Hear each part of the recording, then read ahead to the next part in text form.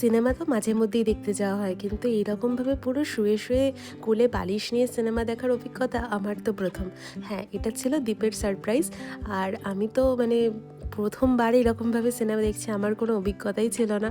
আর এরকম সোফার মধ্যে এমন অপশান রয়েছে যেটাতে ক্লিক করলে পুরো সোফাটা একদম রিক্লাইন পজিশনে চলে আসবে, আর তুমি পুরো শুয়ে শুয়েই হলেতে মুভি দেখতে পারবে।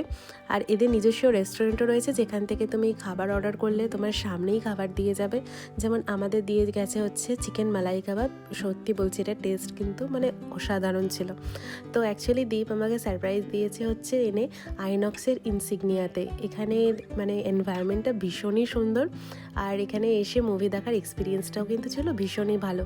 আর এদের নিজস্ব বার লাউঞ্জ আর রেস্টুরেন্টও রয়েছে, তো তোমরা এখান থেকে চাইলে খাওয়া দাওয়াও করতে পারো। সামনে ভ্যালেন্টাইন্স ডে আসছে, তো এইটা একটা মুভি ডেট হিসাবে হতেই পারে। আর ভিডিওটা যদি ভালো লেগে থাকে তাহলে don't forget to subscribe our channel Tuni Lamp. দেখা হচ্ছে খুব তাড়াতাড়ি নতুন একটা ভিডিওতে। Till then, tata.